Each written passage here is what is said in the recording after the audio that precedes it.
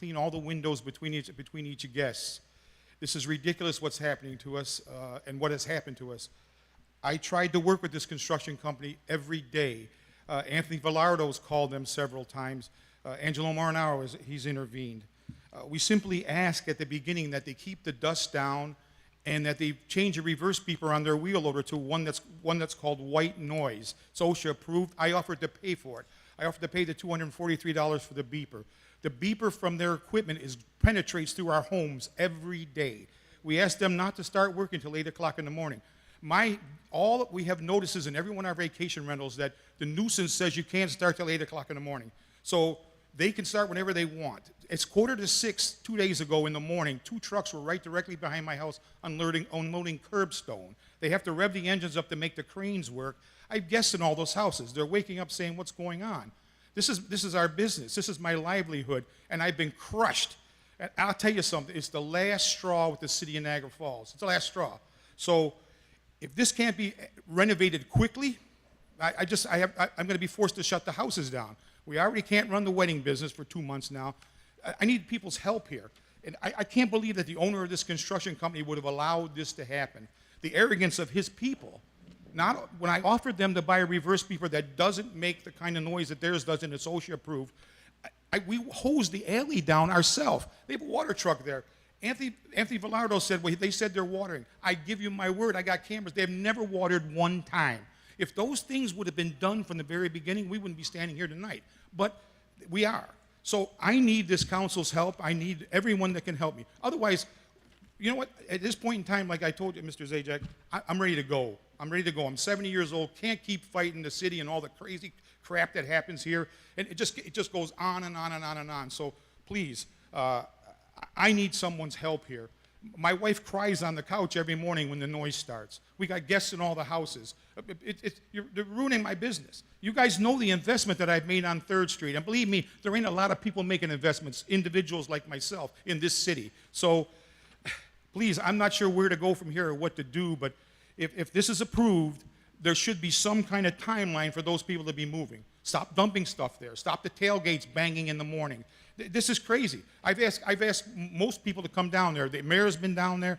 Angelo's been down there. They know what I'm going through. So I need someone's help here. And I need this to end. Otherwise, I'm going to have to close my businesses down. And the investment from my end stops on 3rd Street. I'm not going to spend another nickel there. And I hope that this council can help me by approving this agenda. And I hope that somebody can speak to these people. I offered to help them. I offered to run the water tanker myself. I offered to buy a reverse beeper. Like I said, nothing has been done. The arrogance, it goes on every day. And it's crazy that anybody should ever have to operate a business like this in this city. I mean, you guys know the money that I've spent down there. I'm not a billionaire or a millionaire. I've spent my own money. I got my retirement account in those houses on 3rd Street, and I continue to develop more properties down there. And nobody else is doing that here. I mean, nobody else is making that investment. When you got a guy like me, why stick it to him? Why is this? At the immediate, when this problem arose, everybody should have been down there right off the bat saying, okay, they got to stop. They got to do something. I understand it's a state project and not a city thing, but don't we have zoning laws too? Don't our zoning laws apply? I mean, when I sent you the letter, you guys the letter, I mentioned that construction yard should only be an industrial area according to our zoning laws. So I don't know if the state can beat up on the city or not, but I can tell you, me and my wife have been beat to death by this, and I'm sick of my wife crying every morning on the porch as our business goes down the tube. So please, somebody help us. The next speaker is Jacqueline Pryor.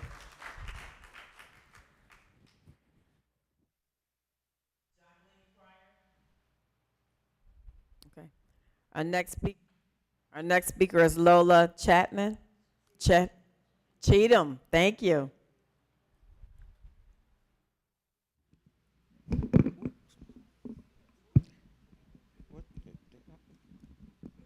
My name is Lola Cheatham, and I live at 720 10th Street, Niagara Falls, New York. And I'm here to complain on 8, 9, and 10. My mother fell right in front of this city hall coming in here paying her water bill. And all she wanted was them to pay a hospital bill and the ambulance cost. And you sit here wanna approve 8, 9, and 10 for all this money and didn't wanna pay her for her doctor bill or her ambulance cost. And I feel it was wrong, very much wrong. And it was city councilmen out there when she failed. That's all I have to say. You're crooked like always. Council Chairman, that was our last speaker. Okay, no administrative update, controllers report, Dan?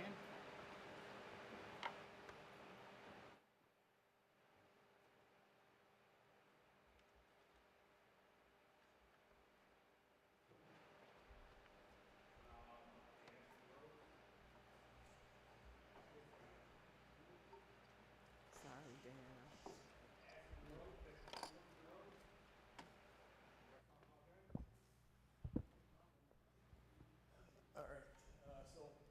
Tonight is a brief update on the general fund for 2023 and also downtown parking.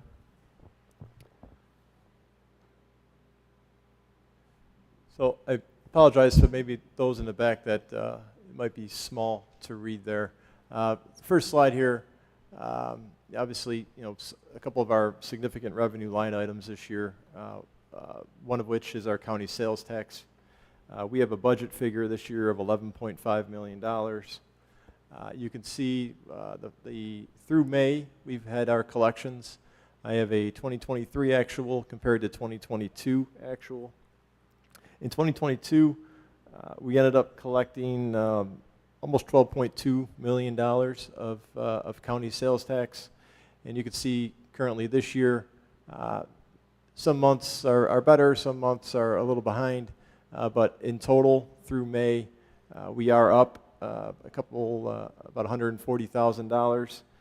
It's about a 3% increase year over year, and obviously, if we continue to collect just what we collected last year for the remaining months, we should see a positive surplus specific to this one revenue line item.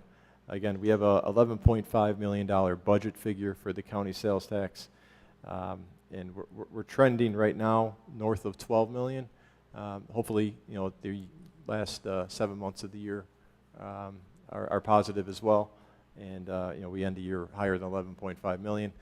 It's looking that way right now, but you can see where we're at through May. We should get the June numbers likely next week, and hopefully for you at the next meeting. The next one here is our hotel restaurant sales tax collections, and similar to the last slide, this one is actually through June, and we have 2023 actual compared to 2022 actual, and in 2022 we collected about $9.4 million. This year we have a budget figure of $8.15 million. So there's obviously, looking at the actuals, we've made improvements, and again, looking at if all continues to track the way it is, again, having a positive surplus compared to budget from a revenue perspective. Some of the, again, same with the county sales tax. There are a month or two in here where we're less than last year, but when you look at them in total, it is good news so far through June. For our downtown parking, I was hoping to have the June figures, but we're just not completed yet through June, because June is a significant month in terms of revenue.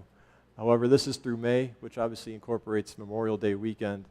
And for our parking operations fund, I broke it down into the parking ramp, the parking lots, the parking meters, and the various parking agreements that we have. When it comes to the parking agreements, some of that is a function of timing, when certain bills might go out. I know there were a few that went out in June that would likely change these figures to make it more consistent with 2022's actual. But when you look at it year over year, the parking ramp is significantly up. The lots, so the ramp and lots are up compared to last year. Obviously, with having those gates continue to be a positive for us. The parking meters are slightly down, but relatively consistent. And like I said, when it comes to the parking agreements, some of that is just a function of timing for when certain billings go out, and I expect the variance that you see year over year here to be less once our billing gets caught up. But when you look at it in total, we are about $41,000 higher than where we were last year through May, and again June. June is expected to be another positive month, and obviously 4th of July, that weekend will be good for the July month as well. But as those figures come in, I'll continue to update you. And then the last thing I just wanted to, just a point of clarification from last meeting with the presentation of the financials. Those are not, we haven't gotten the final version yet to provide and to post online. Hopefully within the next week we'll have those. But just to clarify, in case there was any confusion, I know when there was discussion about the American Rescue Plan funding and the revenues specific to that, from a reporting perspective, the general fund is grouped in with the American Rescue Plan, our tourism fund, and our grant fund.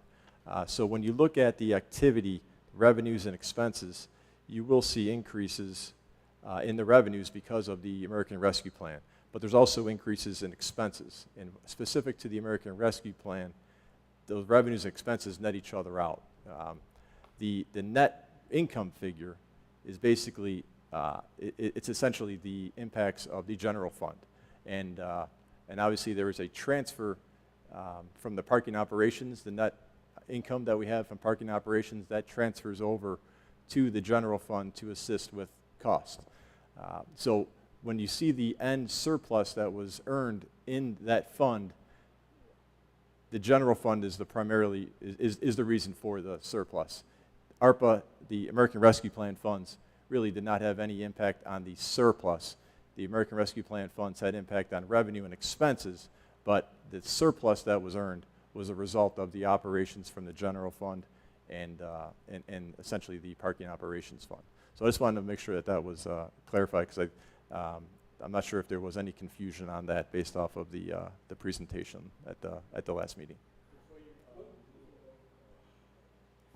Before we move forward with that, so what you're saying is every dime that we spent of American Rescue Plan would not have been spent from our regular budget? When it comes to the American Rescue Plan, so we earn the revenue when the projects are incurring cost. So we essentially bring the funds to revenue when there's an expense to go along with those costs. So you'll see, the projects that went through in 2022, those were, when we actually earn the revenue, which is when the expense comes through, that's when the revenue gets recorded and the expense gets recorded. So the surplus really had no impact from the American Rescue Plan funds. So I guess I don't want to confuse it, or I don't want to make it complicated. So in the event, like if we did not have the American Rescue Plan, period, all of the millions that we spent millions of that already, right? Out of the 56 million, we've spent millions. I'm not saying, I don't know exactly to the number, but we spent millions of the rescue plan.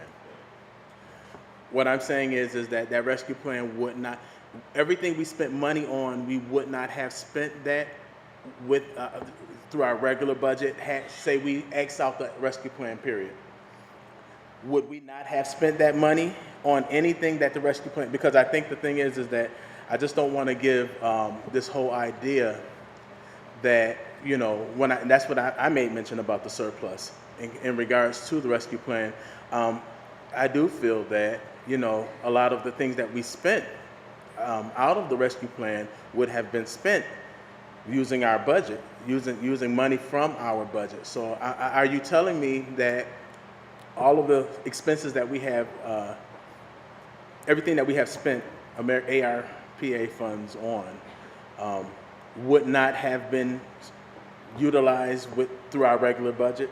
There would have been different sources of revenue, so we may have used private revenue funds, or we may have come up with a plan to borrow funds to go forward with certain projects. I don't know what projects we would have gone forward with and would not have gone forward with if we didn't have the American Rescue Plan funds. You know, that's taken a whole different conversation. But in terms of what we ultimately have gone forward with, I don't know which projects we would have gone forward with and which ones we wouldn't have without the American Rescue Plan funds. But those would have been, if we would have gone forward with any projects, we would have had to identify some other source of funds. And in the past, you know, prior to 2020 or whatever it is, you know, we may have come to, for using tribal revenue funds to buy whatever it is that we want to spend on, or we might have to come up with a plan to go to the bond market to borrow funds to go forward with doing various projects. So, you know, that's a different conversation, because based off of what was been approved and what's been spent, I don't know which ones of those we would have even gone forward with if it weren't for the American Rescue Plan. I don't want people to like run around with this celebration of flag as if we've done so great and it had nothing to do with the rescue plan, when I know that a lot of the things that we did accomplish with our police, our fire, and other things that we spend our monies on, and like I've made it clear a lot of times, we haven't done a lot what we should have done with the American Rescue Plan, with specific spaces, areas that have been marginalized. But I'll digress from that. The fact is that, you know, I don't want the, you know, it's millions of dollars. So we can't say that, oh, you know, that 20 million that we spent had nothing to do with us, you know, being at a surplus today. I mean, that would be kind of reaching for me. If we would have used tribal revenue funds, that would have been the same thing as American Rescue Plan funds, where we would have been using a different pot of money to cover, you know, buying police vehicles or whatever it might be. Why didn't we use those tribal revenue funds if they are available? Because the tribal revenue fund doesn't cover a lot of the neglected portions of our city, as the rescue plan actually, like the governance and the wording of the rescue plan stated. You know, for those who have been negatively impacted by COVID in those areas that have been, you know, marginalized and neglected for decades. So I'm just wondering, why are we going directly to the rescue plan fund where we could have used tribal funds and allowed the rescue plan to actually accomplish some of the other things that we could have done? And that's probably not even a question for you. That would be a question for that guy. So I would say that, you know, there is a, you know, with the tribal revenue funds, there isn't really a deadline. Where the American Rescue Plan funds, there is there is a time frame. If it's not spent by a certain time period, it's got to, you know, go back. So that is likely a part of it as well.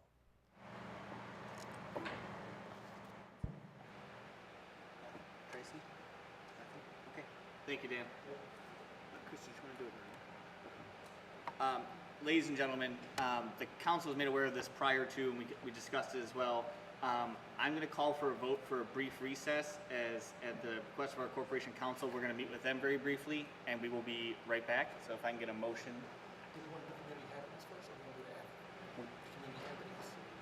Do you have community happenings? Yeah.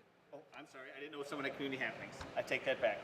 Yes, August 19th, Community Youth Day at Gluck Park from 12 to 7. Bring out the kids, bring out the youth, face painting, child games, everything for the youth. Get them on out, bring them out. It's going to be a good day, food, going to be taken care of. Pray to God that we get good weather like we did last year, but it's something for the kids to do. I see you over there, man. It's something for all the children to do. August 19th, 2023, next month. That's a Saturday. Thank you. 12 to 7. And that's sponsored by Men Standing Strong. Together. All right. So if I can get a motion to go into a brief recess. I make a motion to go into a brief recess. Second. Call for a vote, please. Councilmember Bax? Yes. Councilmember Carley? Yes. Councilmember Miles? Yes. Council Chairman Zajac? Yes. Has been approved. To recess.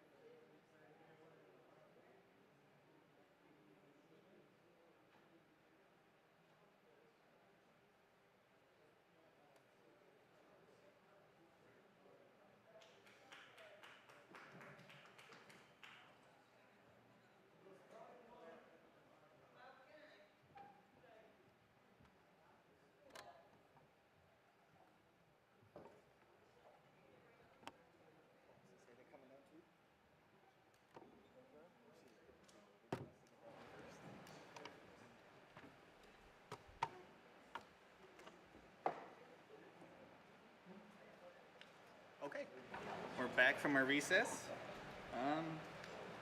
Review the agenda items.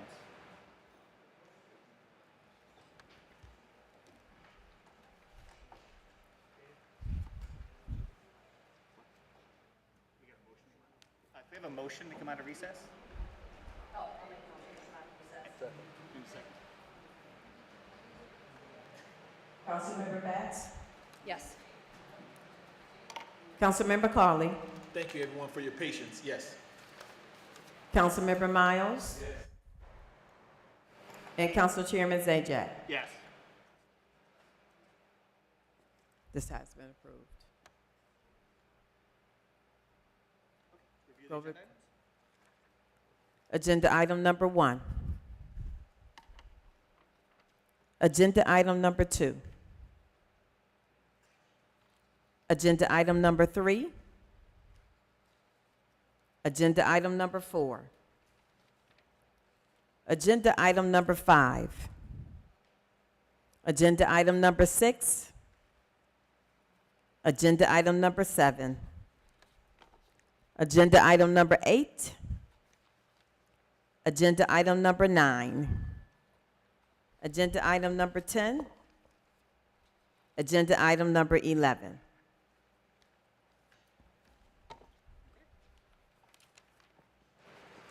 Call for a vote. Yeah. Agenda item number 1, received and filed.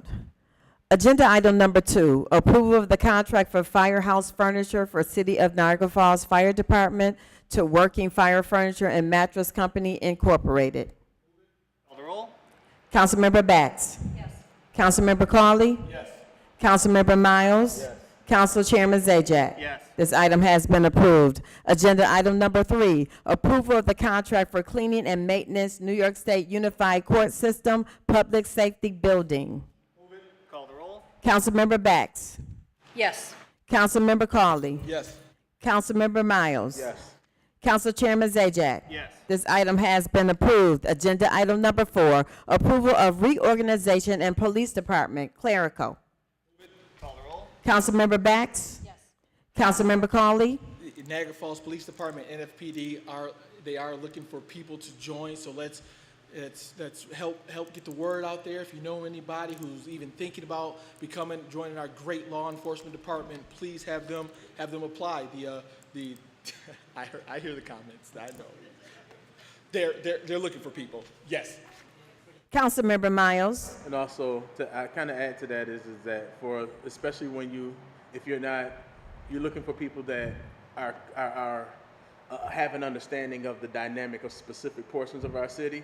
So we absolutely want people with we want more diversity. We want to make sure that we pretty much advertise it a little bit better than what we're doing. We're a city of 48,000 people. There's no reason why, I can say something today and by the rumor mill and by word of mouth, it gets across the whole city. So there's no reason why we shouldn't be able to kind of like advertise this type of service that we have available for our youth too. And that's another reason to keep them here. So I vote yes for that as well. Council Chairman Zajac? Yes. This item has been approved. Agenda item number 5, approval of the contract for right of entry and access 520 Hyde Park Boulevard parking lot to McLaughlin Construction, DBA Ed Bauer Construction. Move it. Call the roll. Councilmember Bax? Yes. Councilmember Carley? I don't know if anybody just heard the testimony that we have from one of our business owners and one of our private investors, but we should be, that is just hurtful and hurts to hear that. So hopefully we can work to move this as quickly as possible so that they can not disrupt our businesses in the area, because that's hurtful. I don't know if anybody else was hurt by that, but my goodness, that's our business owners, that's investors, that's people who are looking to build houses, looking to develop in this city. And man, we got to, good governance has got to reign in this city. Yes. Councilmember Miles? Also, this was for the Ferry and Walnut project where they're putting all of the cutouts and everything. I'm just going to tell you, I was just totally against that in the first place. I feel like, New York could have spent our money much more efficient and in more of an effective manner than, deciding to break up a street and put bump outs and turn a a two-laner into a one-laner with whatever idea that they felt that, oh my God, it was it was a safety hazard or whatever the case is. I didn't see that, and for the most part, the people who make those decisions don't even live here. So although I wasn't, I don't agree with what they're doing, I want them to hurry up and get it done since they already started. So yes. Jack? Add to Councilmember Colley and Councilmember Miles. I have spoken with Mr. Smouse before about this, and it is a state project, as Councilmember Miles said. This is state land that they're currently parked on, so that's why there's kind of like that slow process of getting this pushed through. But I am hopeful, as well as my colleagues, that this is done swiftly and quickly to get everything back going over there for you. So yes. This item has been approved. Agenda item number 6, approval of 2023-24 Community Development Annual Action Plan. Move it. Call the roll. Councilmember Bax. Yep, this is a good plan, and I've even noticed some increases in a few of these areas as opposed to last year's plan, so yes. Councilmember Colley. Sad not to see the NAC on there, but yes. Councilmember Miles. And a lot of these organizations, they do great work for the city, honestly. They deal with a lot of, distress, homeless, and these are things that we should always be, willing to invest in. So, yes, same here. Council Chairman Zajac. Yes. This item has been approved. Agenda item number 7, approval of encroachment on city right-of-way 2616 Highland Avenue, African Heritage Food Co-op. Move it. Call the roll. Councilmember Bax. Yes. Councilmember Colley. Yes. Member Miles. Council Chairman Zajac. Yes. This item has been approved. Agenda item number 8, approval to settle and pay property damage claim of Como Restaurant Incorporated in the amount of $704.57. Move it. Call the roll. Councilmember Bax. Yes. Councilmember Colley. Agenda items 8 and 9, same issue. Hopefully that has been rectified, that has been clarified, that we know what happened, and we can somehow prevent that if it's training or anything to that nature. Yes. Councilmember Miles. Same, pretty much the same. Making sure that we hold them accountable, and making sure that we put fail-safes together to stop these different incidents from happening for us to have to pay out these type of fines. So yes. Council Chairman Zajac. Yes. This item has been approved. Agenda item number 7, approval to settle and pay property damage claim of Peter P. Petrangeli, Porkies and hot dogs in the amount of $900. Move it. Councilmember Bax. 9, right? You said 7. Just to clarify. Clarify, that's agenda item number 9. Move it. Call the roll. Councilmember Bax. Yes. Councilmember Colley. Yes. Councilmember Miles. Yes. Council Chairman Zajac. Yes. This item has been approved. Agenda item number 10, approval to settle and pay personal injury lawsuit to Linda D. Walker and Charles Walker in the amount of $225,000. Move it. Call the roll. Councilmember Bax. Yes. Councilmember Colley. Charles Walker is my great pastor. I'm a deacon at his church. Linda Walker is kinfolk, cousins, so I'm going to abstain from this vote. Councilmember Miles. So, and here's one thing I will say. I've been in situations up here where we have paid out an exuberant amount of money for specific situations and didn't have any information. And it went through. Being the fact that there is information behind what this is, I'm going to say yes. Zajac. Yes. This item has been approved.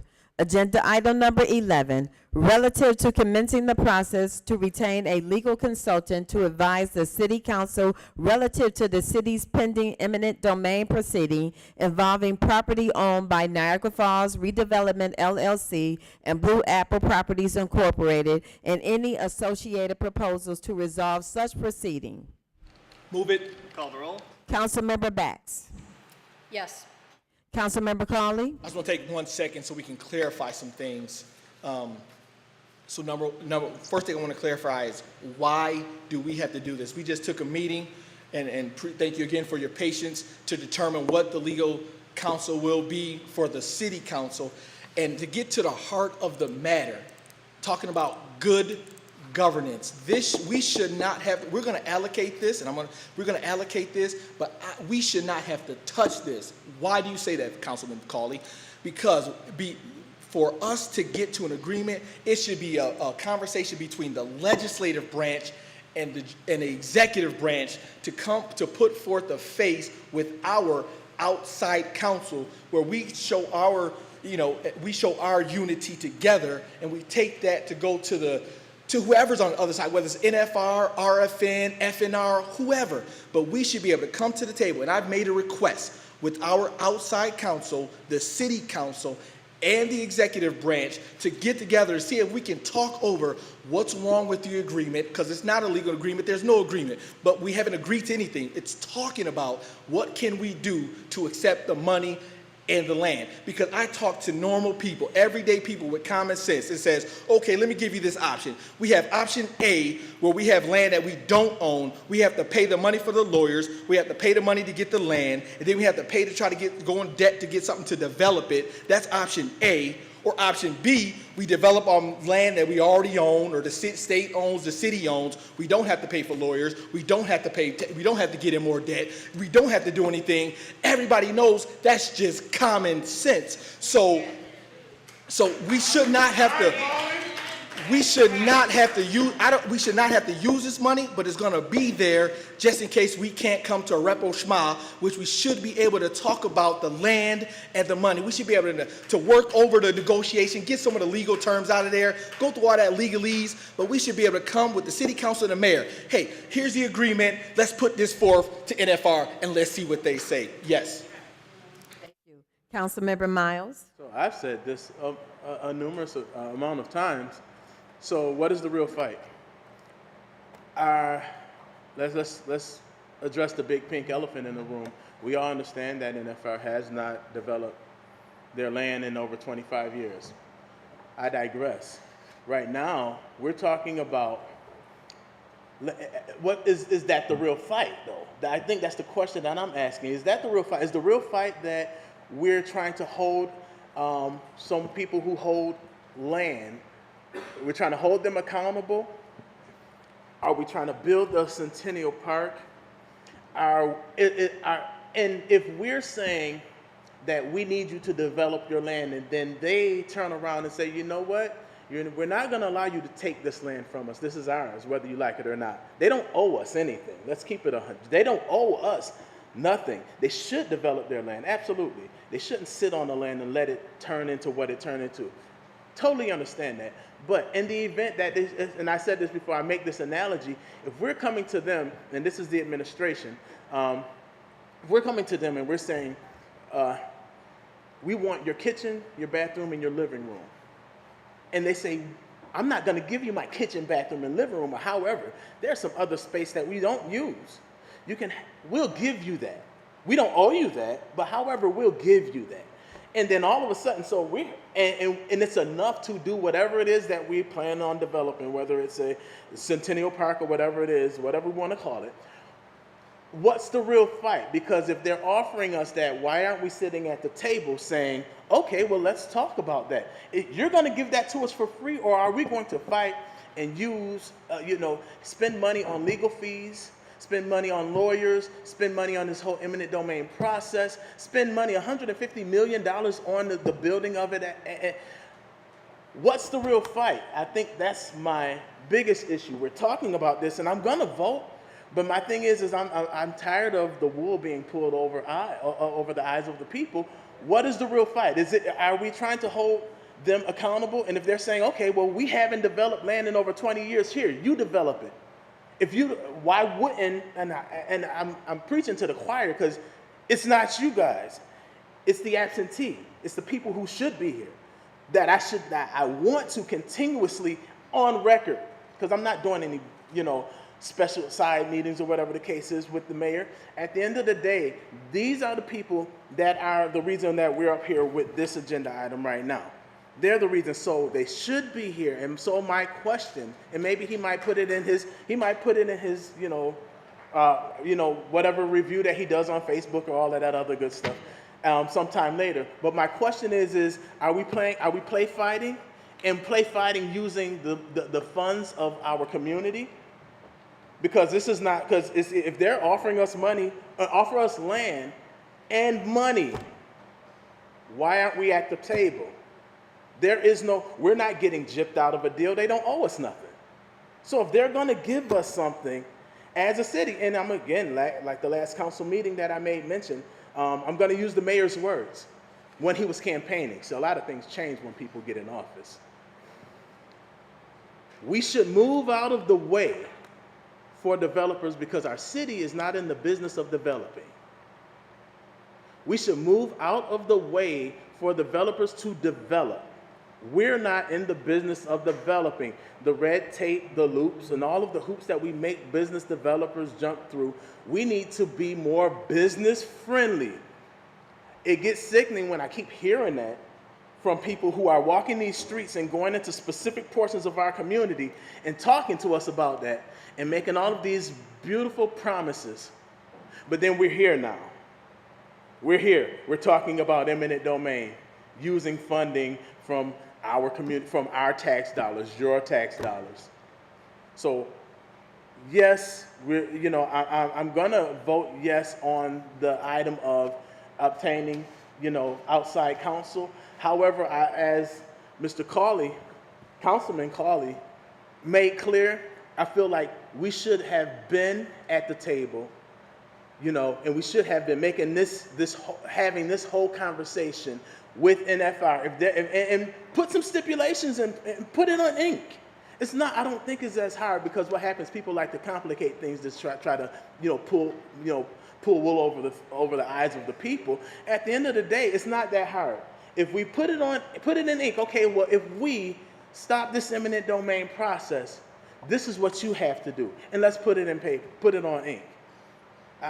For me, like I said, and that's just me expressing, I'm going to digress in a second, but it's expressing the fact that I feel like this is not the real fight.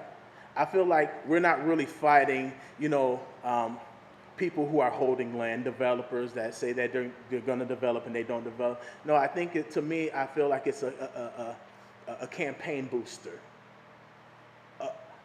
Please wake up. And I'm talking about for everybody. This is not a fair situation that we have to go through this when there are more simplistic answers. I'm not going to sit here and I'm not going to allow it to be more complicated than what it really is. It's tiresome. This whole process is very tiresome. We're dealing with pulling a whole bunch of people in, different law firms, and we got to find out who we're going to utilize and who we're going to seek. No, it's a conversation. But, the people who should be having this conversation, I'm going to just employ that they start showing up. So I'm looking, show up. So yes, show up. Council Chairman Zajac, this item has been approved.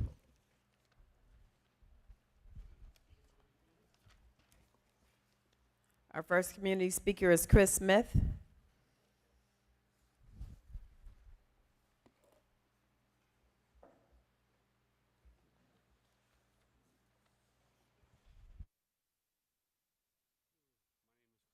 I live at 1890 Niagara Avenue. I lived there like 30 years. These roads in Western New York, just mostly Niagara Falls, I have pictures, I have everything. Acid, everywhere. Everywhere you go, there's acid in the roads. Way more in the Black neighborhood where I'm at. 18th Street, when they dug up one street it took 1 week to dig it up. It took 3 months. If I'm not on those streets, it sits there for 9 months, like in front of my house. Destroyed my car. Destroys everybody's car. You guys do nothing. This is common sense. This is very, very, very, very, very common sense. These roads are hideous. I'm getting shot in the head by the cops. I'm getting my ass beat by the cops. 16 arrests in the last 12 months. This is out of hand. I am taking down the police department. I'll give you the picture, but it's my money, because I'm getting put in S5 because you guys don't know what to do with me. It's crazy. How much stuff that I do? I just do nothing. I just take pictures of the road, exposing the city for what they are. It's on. They put stripes everywhere in this, where they put acid the most is Pierce Avenue. Niagara Avenue, they cut it up when you don't notice it, and then the cars will destroy the road. It's every street just about in downtown Niagara Falls. Brand new streets that just got paved, 20th Street, Lacell, Michigan, certain areas, 19th, no, not 19th, 20th. It's just, they cut it up. It's just hideous. I got pictures. My head's off, destroyed. But the cops don't make calls. They hang up the phone on me. They just want me to die. They just ran me off the road. Why has Ferry been blocked off for a year straight? And I was going down a couple weeks ago, and the cop tried to run me over. On my scooter going 20 miles, I should be dead. Scooter went into my chest. Basically, I can barely breathe. But, why is that still paved off? It's trying to make all the sailors. No, stop. Stop. It's been paid off for like a year. And it's just sitting there, just wasting taxpayer money. It's just everywhere. These manholes are filled with dirt. The street sweepers just push the dirt. Like my house specifically, they push it all in my bushes. They do it with the snow. They destroy my house more than any other house in the entire United States, what they do to me. How much snow did they put on, just on my side? And I do it out of the four corner houses at my house for 30 years. I'm the only one that does it. I get no love, no nothing. It's just, here's more. They're shooting out my window. The cops don't do nothing, so you know what? That makes them responsible. Like, I'm getting shot in the leg with, like, pellet guns and BB. It's not something to be okay with. I got shot in the eye. It could happen. You can go blind, everything. This is, the cops don't do nothing. But just, I want to give you these, but you know what? I can't. It's just common sense. I expose the city with my live Facebook, everything. I do what I do. I try to get people to come. I do my best. I ask them to come. Nobody wants to come. I get it. It's just this, like list of little shit. It's assets everywhere. They know it. They've exposed themselves to me. I don't usually have my camera on, but all the time it's hard. They put acid in the roads. All Western New York, probably every black neighborhood in America. Not in Grand Island, not in Lewiston. Why is that? We know why. Yeah, we are talking to guys from my tops. They called Lewiston God's country. I'm like, that's funny. I really had a big argument with him. I was talking to myself. He didn't want to talk to me. He definitely didn't want it. And it's on camera. I probably got erased. I got so much footage, 9 broken phones. I'm constantly beat up by the cops. They dug up 22nd. God told me it was going on from 24th to 22nd on Pierce Avenue, and there was a sinkhole the size of a basketball. It wasn't a big deal. 2 hours later, I had to go back to my mom's on my $2,000 e-bike, and the entire road was dug up. It looked like we were living underneath the roads. And it's all on video. They start hitting me. I defend myself. I go to jail. I lose my job. And it's all on video, but, they just keep postponing. Just, whatever. And I said what I said the one time. I said, a moment of silence, over 1 billion African lives lost in the past 400 years to the Atlantic slave trade, colonization, nationalism, oppression, and suppression. And they kicked me out of court. Just, it's disallowed. You just don't let me plead my, case and just keep postponing my dates. And I can only live for so long with no money. The city is trash. The city's responsible. We all started dying when we started growing our own food. You gotta watch what they're putting in our foods. They're killing us all with everything ingredients, and we'll get cancer and all that stuff. But time's up. Next speaker is Chris Ruggiero.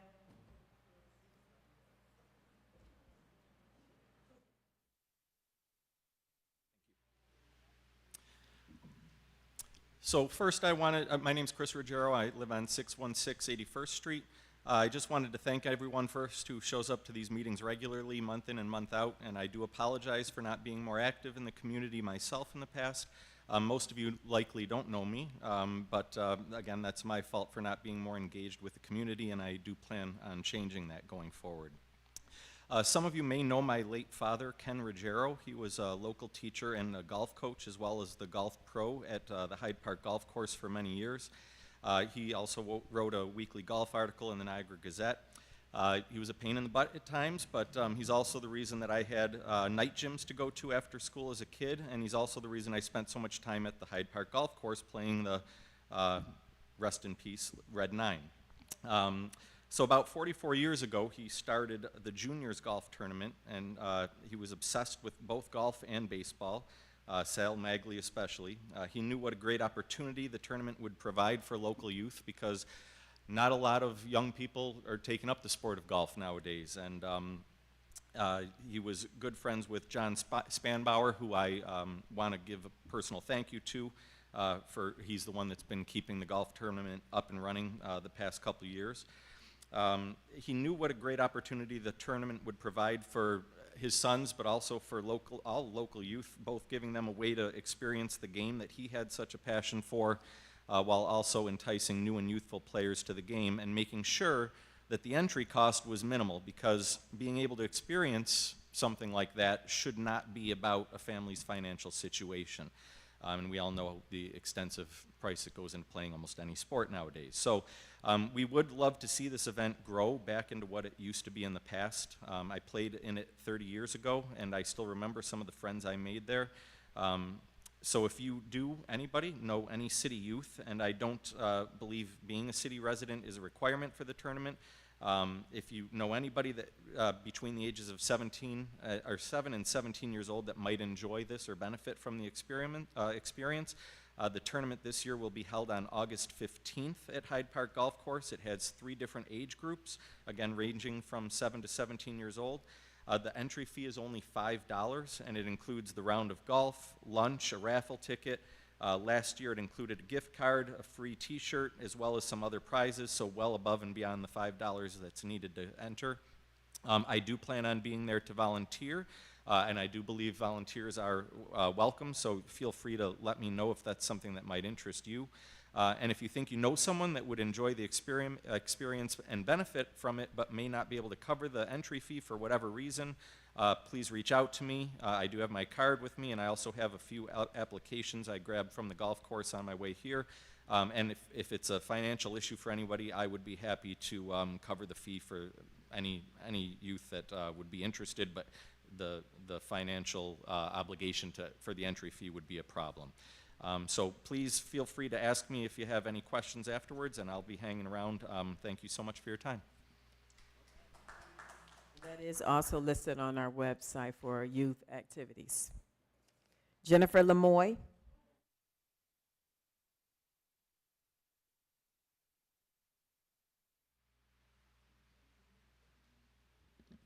First and foremost, notation that response times are not given to constituents when assistance is called for. For example, if you call 911 or if you call the 286-4711, response times are not given because you never know when something might happen is what a reasoning is given.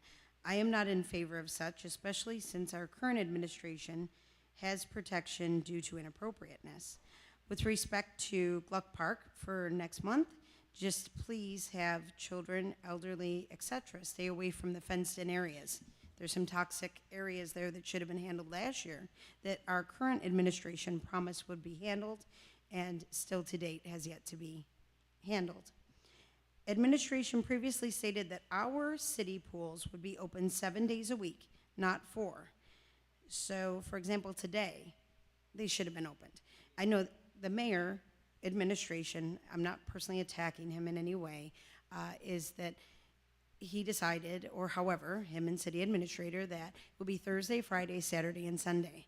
But yet, if today would have been 90, and it did go to 85 today, the kids were just out on their bikes and trying to do the best they could to keep cool. But it's just amazing how sometimes when it's raining out, the water is just running, and it's just a waste because the taxpayers are paying such.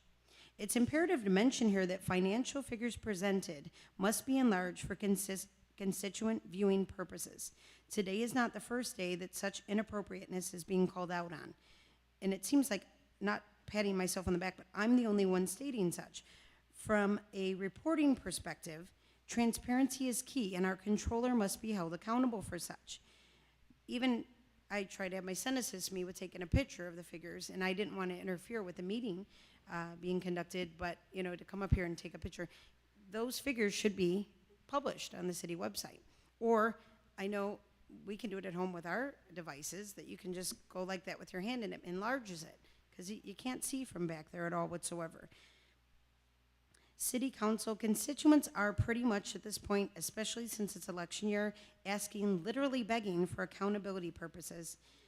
Also, our controller mentioned earned. What did that mean? What we ultimately have gone forward with was speaking in the best interests of constituents, more so what administration believes is in the best interest of our city. What's our bond rating? Helping one person might not change the world, but it could change the world for one person. Independently, honorably, and honestly, I'm ready and willing to fight for our beloved city of Niagara Falls, New York. I always have been and will continue to do so within reason. I am only one person, one small but loud voice. However, when I speak out for our constituents, my sincere and wholeheartedly wholesome attempts of speaking up are construed as attacks on our current administration. Retaliation of having me banned was threatened. Personally, I've been verbally attacked. I hold a lot in. Therefore, independently, I need to make sure that I'm independently fighting for warriors of our city, the constituents, not deserters of our city. We cannot solve our problems with the same thinking we used when we created them. One day we will tell the story of how we overcame what we went through, and it will be the story, our story, will be someone else's survival guide. What's broken can be mended. What's hurt can be healed. And no matter how dark it gets, the sun is going to rise again.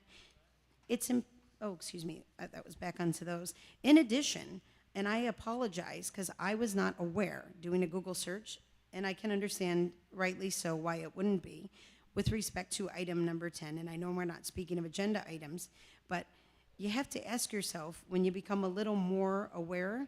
My understanding is a city employee is still on the payroll that is responsible for item number 10. So therefore, this $225,000 settlement, I'm respectfully understanding that, and obviously your family member, what have you, and it's voted to be gone through, and it could have, obviously, we all know, been a lot more than that, right? This is a settlement, so it could have gone into the millions, clearly. And if individuals are still suffering from such, I wouldn't have settled. I would have kept pressing on. The city employees should not still be on the payroll. Have a great day. Johnson.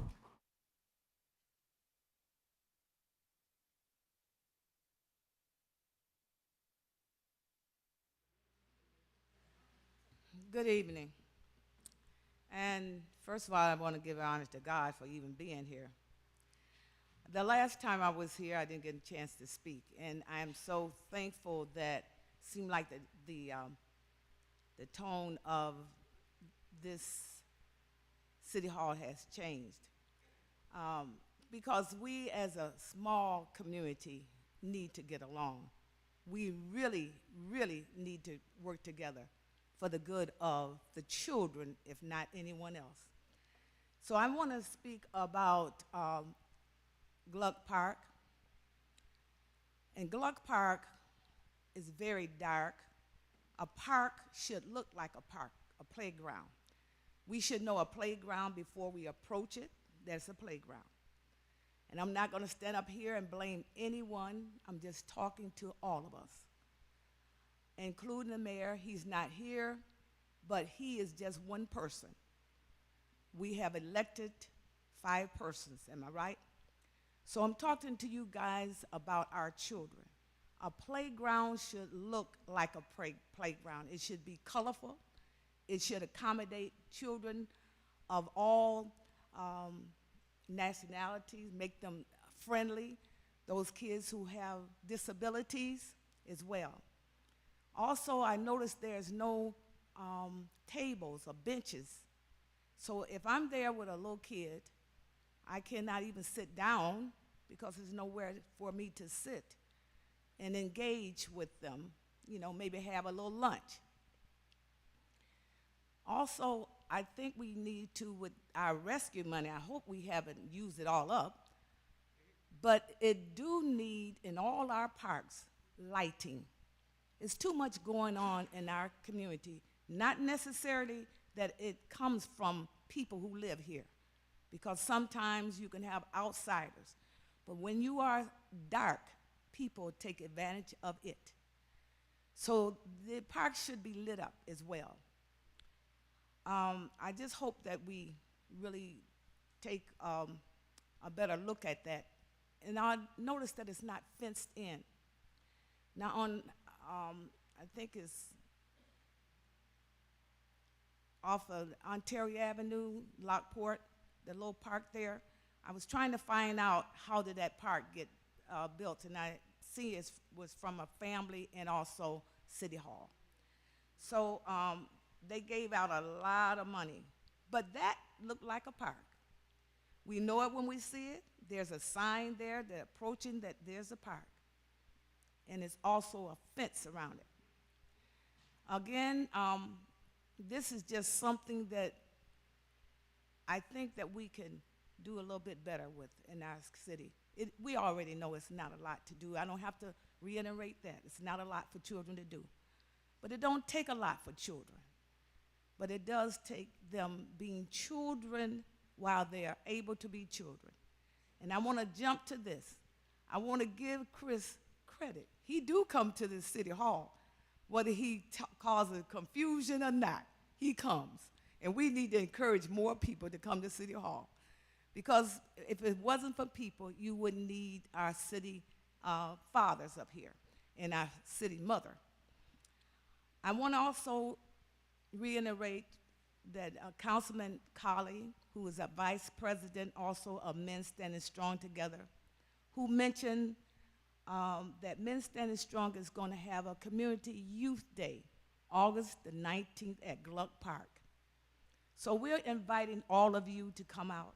If you have any children, and all children have talent, they can be 2 years old, 3 years old, you know, so get in touch with us, and maybe we can have that on the website as well.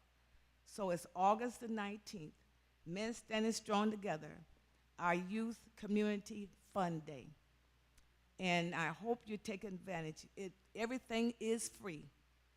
And we are also having vendors. And those vendors are not selling food. Everything is free. Thank you and God bless. Maylene Softly.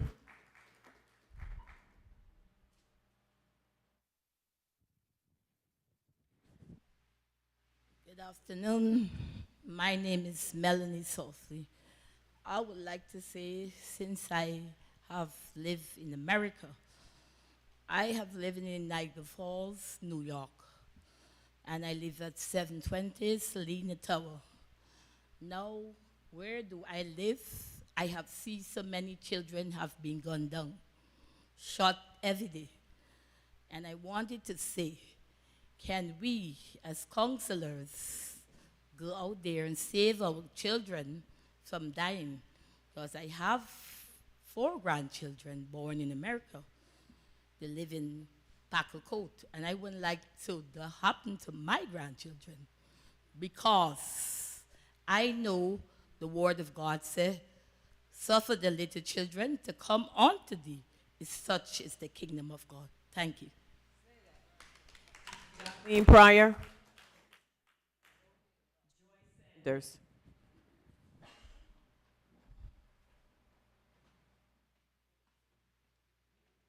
Oh, Lord. Good evening. My name is Joyce Sanders. I live at 2235 Independence Avenue, zip 14301. I come to you because in 2019, I was approved as a homeowner to have my house worked on. A little after that, we shut down for a year because of the COVID-19.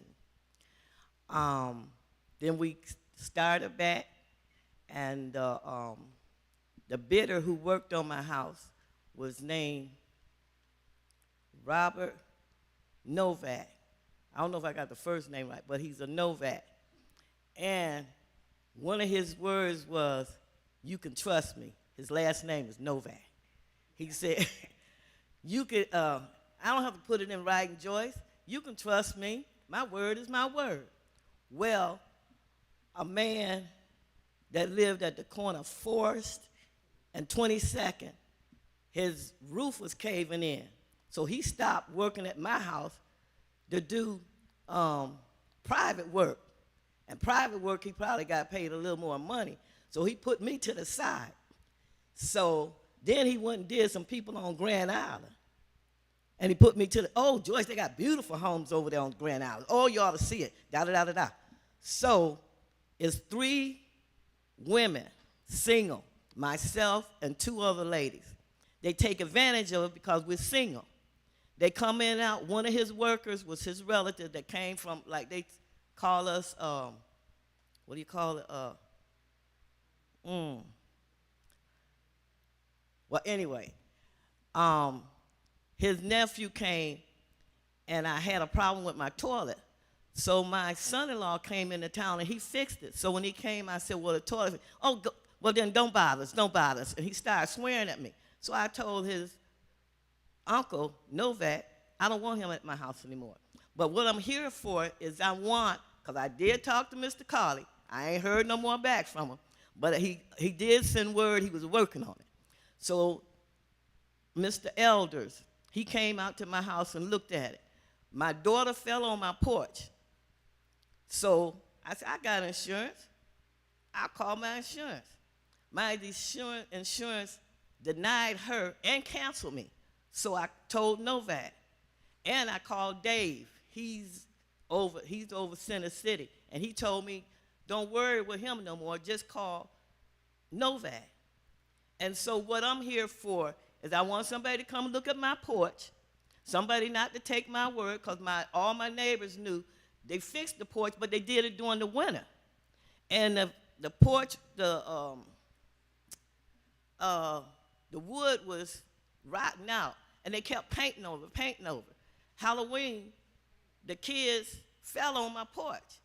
And I was so embarrassed, I'm crossing my fingers because one was a relative, and the other I'm saying, I hope they don't try to sue me because I already lost my insurance. And because of when my daughter fell, and she had to take time off work because she worked with her, she used to do that computer stuff. So I'm asking, even though it was 2019 and we took off, I still want my porch done because we had lapse in between that. We shut down for this and shut down for that, and he know it. And like I said, his name is Dave Novak, and I want Robert Novak, and I want someone to come and look at my porch, and I want this done because it wasn't my money, it wasn't Novak's money, and it wasn't Dave's money. It's the city's money. It's the taxpayer. That's y'all money, our money, that they do with what they want and do, go where they want instead of doing the work that they was appointed to do. So, like I said, I want justice. That's what you call it. I want justice, and that was like, I'm not going, because when I leave this earth, and the Father be waiting for me, I want my house ready for my children, and they think they probably ain't got to, because I told them, and when I called the news station, they was booked with everything else. They said, if we can get to you, we'll keep your name and we'll get you. So I never heard anything from them. But I'm not sitting on it. I want someone to come look at my porch, look at my house, and that I get justice for me and my family. Thank you. That was our final speaker. You guys got anything?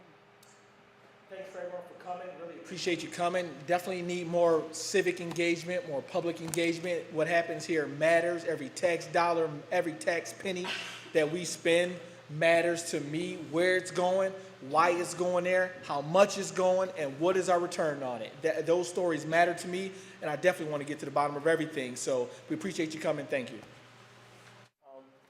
In regards to Gluck Park, I just want to give a quick, because what happens is it's a lot of things that our regular, like all of our constituents don't really understand and may not even know.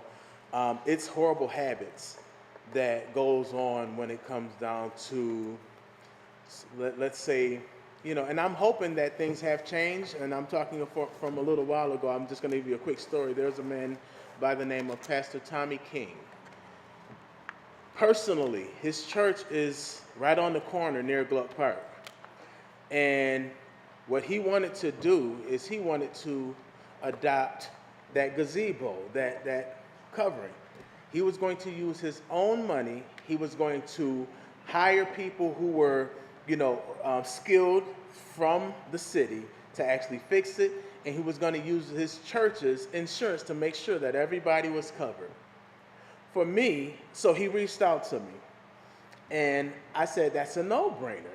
So you're not asking for any money from the city, and you're going to get the work done yourself. I don't see the city jumping, trying to bust through the doors to actually fix the thing. Wood was falling down. It was just deteriorating. He wanted to repurpose the whole thing. I got to Department of Public Works, and I got a complaint, per se, from our union workers. So my thing is this, and has nothing against unions and all of that good stuff. I know a lot of people were like, oh my God, you can't say nothing. Listen, at the end of the day, call a spade what it is.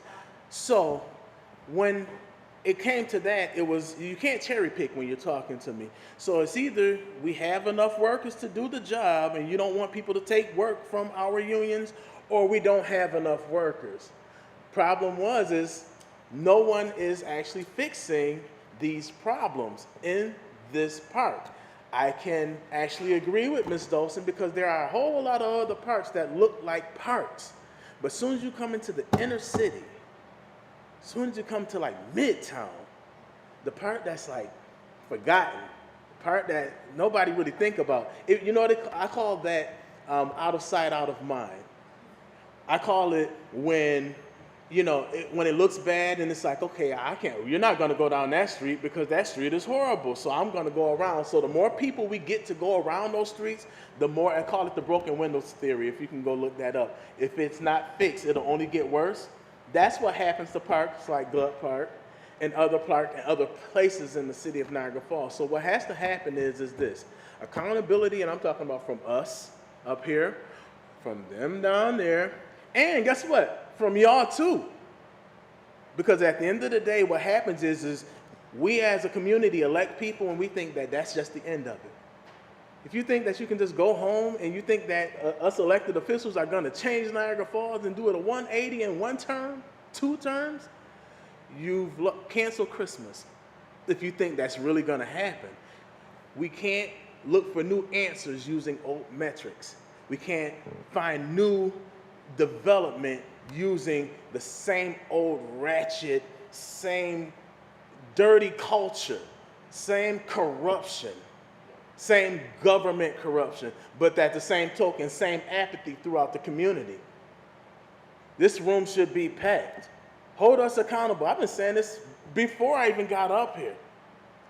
The perfect story for me is that when I come to a city council meeting, that there are so many people that's concerned, just want to even get information about what's going on, that it's only standing room only. That's perfect for me, even if you don't like me. Come hold me accountable. Because if you come hold me accountable, you're holding our chair and everybody else that's around me and our administration, whether they're here or not.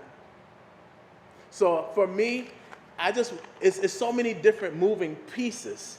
So when we talk about the parks and stuff like that, unfortunately, there's not things that we can do.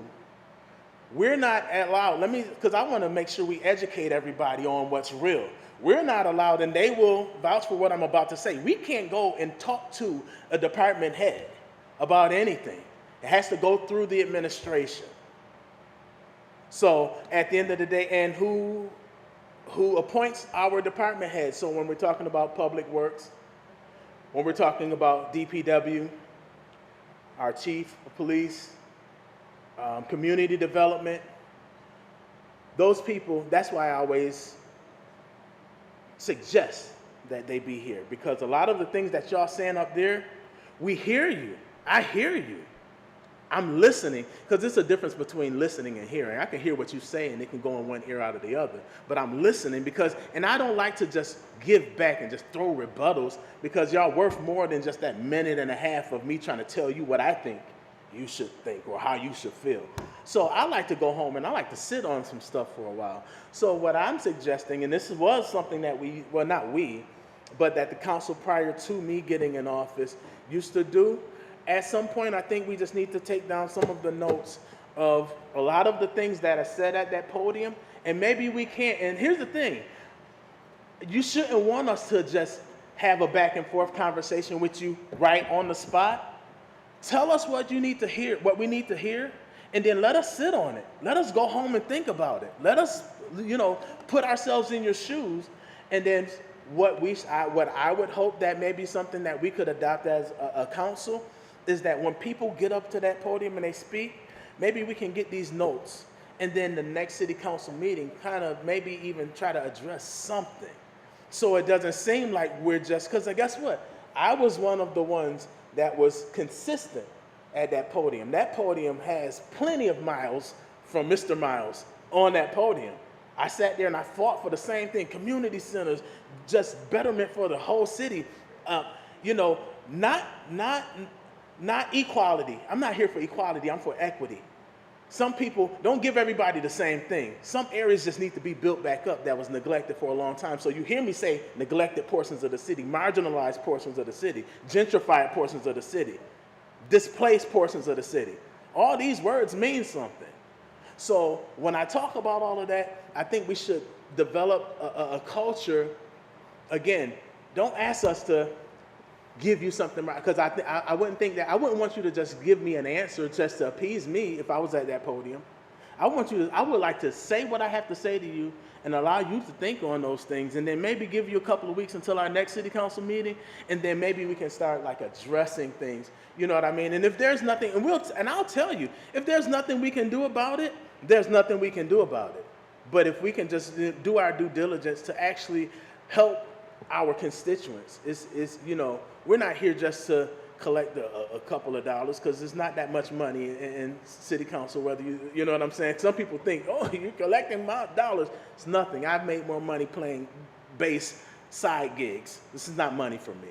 What it is that I think I care more about my city. I got kids. Again, you guys hear me, and I'm not running. That's another thing too. I'm not in the middle of a campaign.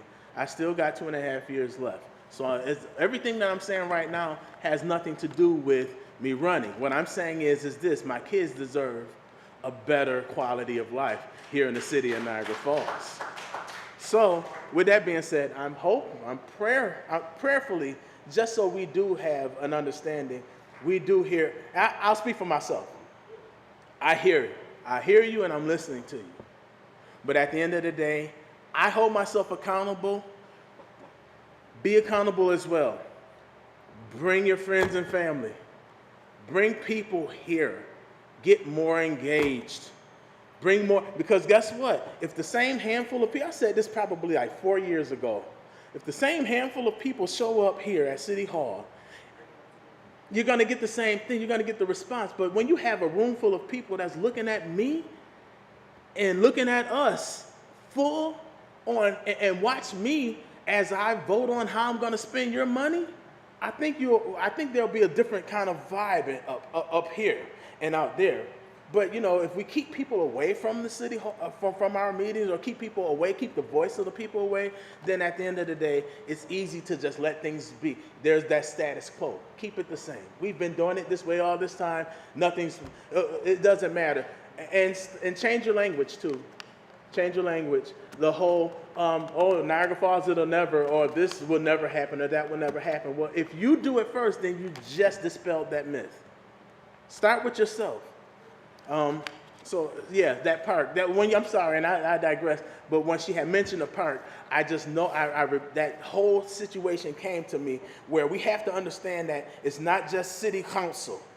Because it's easy to come here, because we're here, we're available. Guess what? It's our meeting and we're here. So y'all know when y'all show up, at least 3 to 4 of us, or possibly all 5, will be here. And it's easy to have that talk, but at the end of the day, we're not responsible for everything. We can't change. Some things we just can't change. We can try to push and talk to different portions of government and try to see what we can do. Thank you, Chairman, because and I'll let you, unless you want to mention that. Okay, so Mr. Elder, we're looking into our county space to see if there is funding for spaces like Gluck Park and areas. Want to really, and we need to fix that up first. Let's do that. Fix that up first. But one thing I need to understand, what we need to really that's effective, we spend so much time on outdoor parks, but we have to still remember that this is Niagara Falls, New York.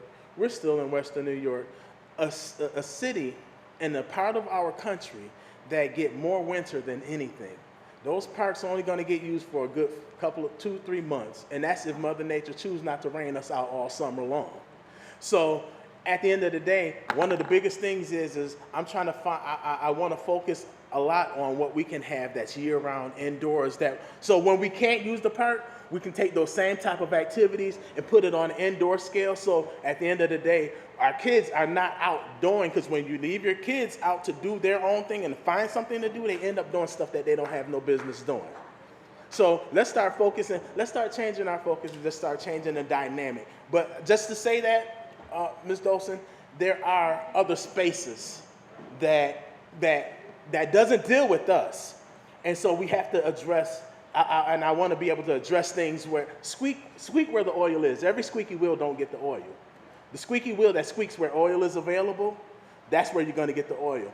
And so I think it's more so just education. So it's not, the parks with us, that's not something that, you know, when it comes to our desk and we vote on something that deals with the parks, then that's when it's us. So that's it. That just kind of stuck. And it's a good court. I'm not mad or nothing. It's just, it's really, you know, just really educating people on the fact that it's not something that deals with city council, and it's not something that it's our dealing and we make this happen and we can change it. That's not the case. It's funding that comes with that too. All right, everyone. Thank you for your time. Thank you for your patience earlier, and meeting adjourned.